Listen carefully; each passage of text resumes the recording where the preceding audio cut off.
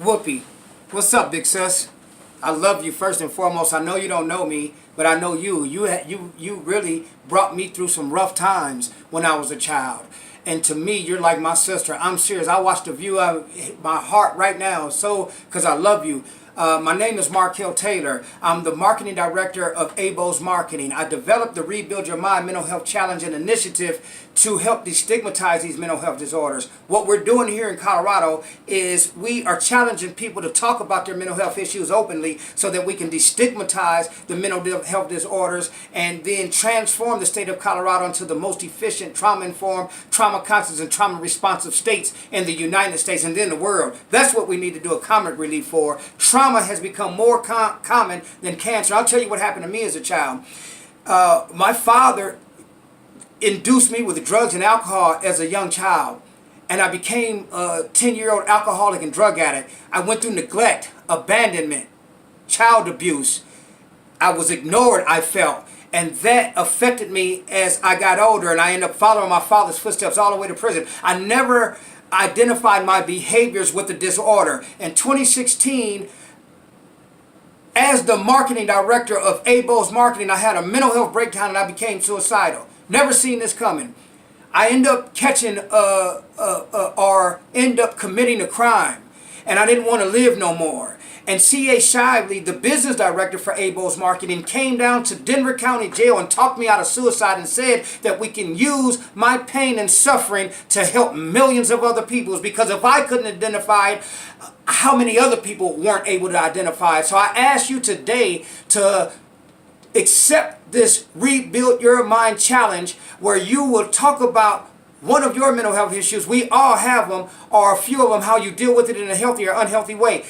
And then you can challenge 3 other people. I challenge you today, I challenge Ellen DeGeneres today, and I challenge Chauncey Billups today. When I was fighting my sentence in 2016, I was placed in the men's mental health transition unit where Dr. Nina Minagawa begin to pinpoint exactly where the trauma and psychological or emotional cancer existed and started uprooting it with her strategies.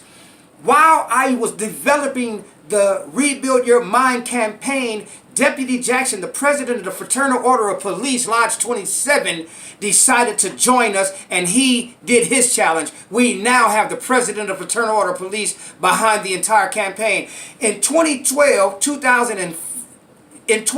August 5th, my oldest son found unresponsive fentanyl overdose and died to this disease. In July 28th of 2018, just a few months ago, my youngest son found unresponsive in the bathroom, just like his oldest brother, cocaine and Red Bull overdose. I ask you, big sis, to fight with us. I ask you to do your challenge. I ask you to talk about whatever it is that you went through, whatever, we all have them. Talk to that child. Help us create a safe environment where people can discuss this openly so that we can bridge the gap between those that need the treatment, those that can't identify it, and the treatment itself. It saved my life. I want to share this treatment of what Dr. Nina Minagawa did with me.